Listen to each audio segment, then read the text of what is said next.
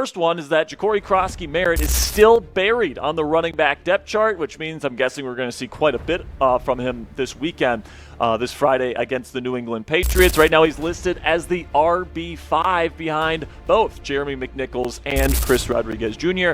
Now JCM has been getting quite a bit of first-team run in practices in training camp to this point. I do think that we're going to see quite a bit of him in the preseason this year. He's been playing awesome. He's got explosive cuts, great long speed. Apparently his vision to find those open lanes have been fantastic as well. And most of the reports coming out of Commanders training camp is that he looks like the best running back in camp right now. So this is going to be an interesting kind of dynamic. The Commanders are going to force Jacory Croskey-Merritt to earn everything that he gets this preseason, though. This is what this depth chart tells us right now, is that the Washington Commanders have thrown gasoline on their own preseason fire. One chart, one simple unofficial depth chart, has opened the door to a flood of questions, heated debates, and maybe even a few conspiracy theories inside that locker room. And the biggest headline? The kind that makes fans slam their coffee mugs and double-check the list? Jer'Zhan Newton is not a starter. Yes, the same Jer'Zhan Newton they brought in to be a disruptive force in the middle of that defensive line. Instead, his name sits on the outside looking in, while Dietrich Wise and Javon Kinlaw take the spotlight in the starting front. For a fan base riding high after last year's NFC Championship run, this feels less like a formality and more like a gut punch. But Newton isn't alone in this strange placement game the Commanders seem to be playing. There's another name buried deeper than anyone expected: Jacory Croskey-Merritt. This rookie running back has been the talk of training camp. Explosive cuts, elite speed, vision that makes linebackers bite the wrong way. Every report has said the same thing: he's the most impressive back in camp. And that's with veterans Brian Robinson Jr. and Austin Ekeler sharing the field. Yet here he sits, RB5, stuck behind Jeremy McNichols and Chris Rodriguez Jr. Now, you can call it motivation. You can call it earning your spot. But you can't deny, the message is clear. No matter how good you've been in camp, the Commanders aren't handing out free passes. Question for you watching right now: do you believe in earning every snap, or should raw talent force its way into the starting lineup from day one? Drop your answer, earn it, or start him now, in the comments. And if you think that's the only eyebrow raiser on this list, you're in for a ride. Because when you get past the backfield drama, the wide receiver pecking order tells its own story. Terry McLaurin, no surprise, is WR1. But standing next to him, Deebo Samuel Sr. and Noah Brown. And just behind them, Luke McCaffrey, Michael Gallup, and KJ Osborne, all ready to step in if McLaurin's holdout stretches into September. Then there's Chris Moore and Jalen Lane. Both have lit up camp with big plays, both have worked with the first team in practice, and both are starting way down in the third wave of receivers on this chart. The message seems to be, we see you, but we're not moving you up just yet. Sometimes the depth chart isn't about where you are, it's about where they're trying to keep you. Now, let's talk trenches, because the offensive line is shaping up to be one of the most physical battles of camp. At right tackle, it's veteran Andrew Wiley versus first-round rookie Josh Connerly Jr., and here's the key: the Commanders haven't just penciled in the rookie or handed the job back to the vet. On this depth chart, it literally says Andrew Wiley or Josh Connerly Jr. That "or" is everything. It's an open fight, and Wiley's making Connerly take the job from him, not just wait for it to be gifted. Meanwhile, Nick Allegretti, last year's left guard, is shifting to right guard. But because Brandon Coleman's moving inside to take over LG, and with Sam Cosmi still rehabbing, Allegretti becomes the stopgap solution on the right. Dan Quinn says Cosmi's recovery is on track and he could be back in the first half of the season, but for now, Allegretti is holding the fort.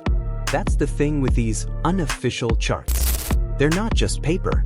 They're a message board for the whole roster. For you in the comments, who's winning that right tackle battle by week 1? The battle-tested vet Wiley, or the high-ceiling rookie Connerly Jr.? And, I thought I was going to see Jer'Zhan Newton in there as a defensive tackle. And Dietrich Wise would have been somewhere in the rotation there, but he was actually listed as a starter. Dietrich Wise was, and Javon Kinlaw was listed as the 3-technique starter. Of course, Daron Payne is your nose tackle there at the 1-tech. Dorrance Armstrong is your Leo, kind of true defensive end type.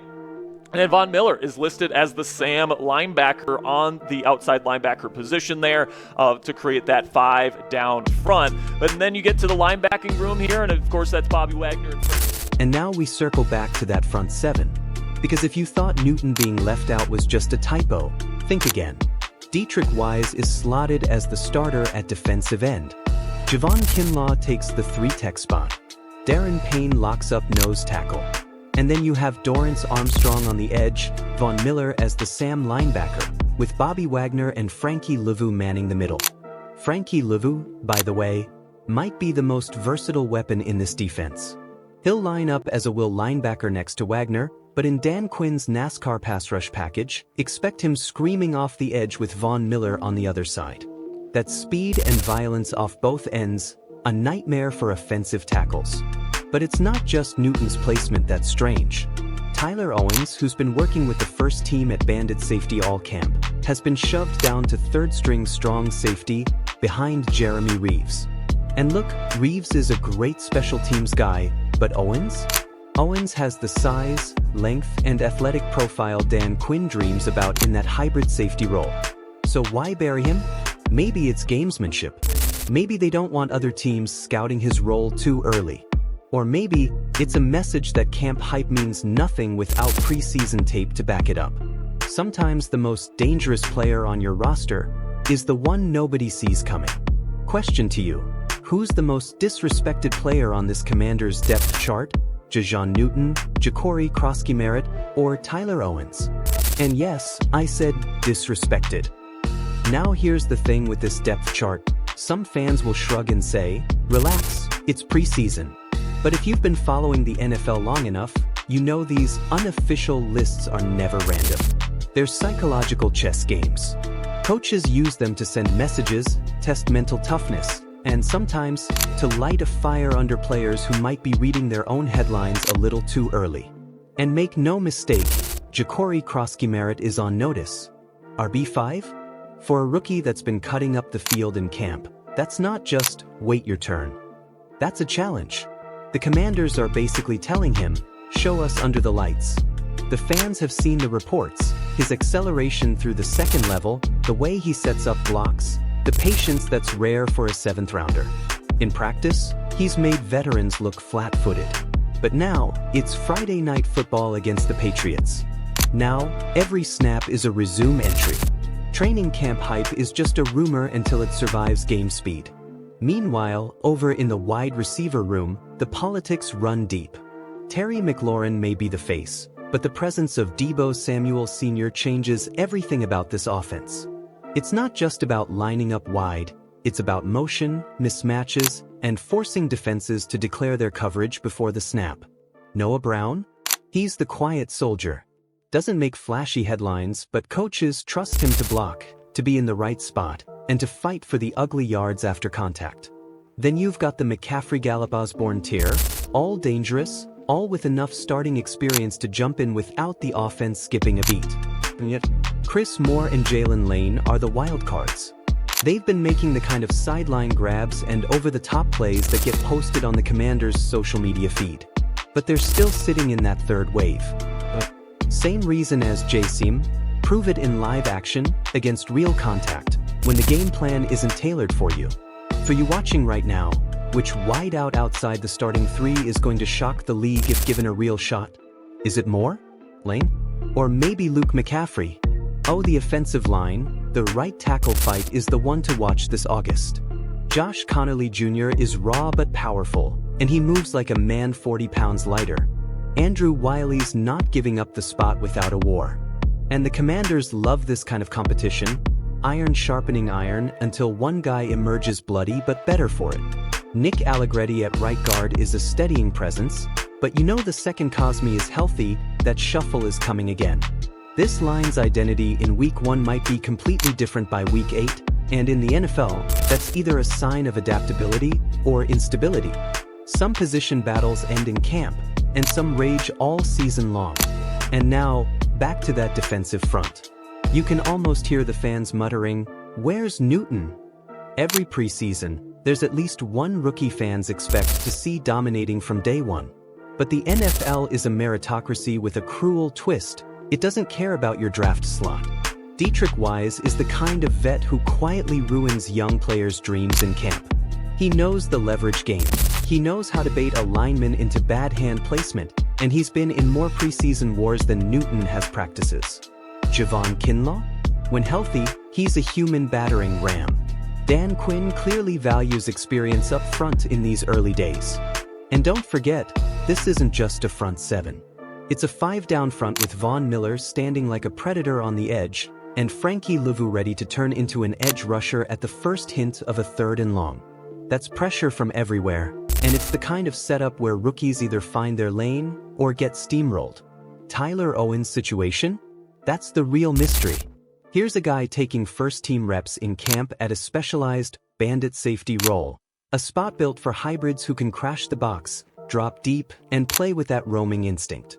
And then the depth chart drops, and he's behind Jeremy Reaves as the 3rd strong safety. To the casual fan, that's no big deal.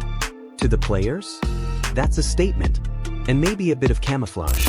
Because if Owens really is a chess piece in Quinn's scheme, the last thing you want is the Patriots getting film on him before the games count. So here's my question for you. Is this depth chart honesty or deception? Are the Commanders showing us the truth or hiding their aces for September? That's the beauty and the chaos of August football. Every roster spot is earned. Every depth chart line is written in pencil, but every placement means something. Croskey-Merritt's fight from RB5. Newton's climb to crack the starting front. Owens' quiet role in the shadows. The right tackle war. The wide outlaw gem. These are the stories you don't just read about. You watch them unfold rep by rep, snap by snap. This is where seasons are built and dreams get cut. And here's the reality check. The Commanders aren't just setting up for Friday night against the Patriots. They're building a mental edge for Week 1 against the Giants. Dan Quinn's fingerprints are all over this. Competition at every spot, rookies forced to scrap, veterans reminded they're not safe. By the time this team walks into MetLife, the starting lineup will be forged in a month of battles, and no one will be able to say they didn't earn it. If you're a Commanders fan, buckle in. If you're an NFL fan, grab the popcorn. This preseason isn't just about scoreboards. It's about survival. And when the dust settles, the real starting lineup might look very different from the paper you're looking at today.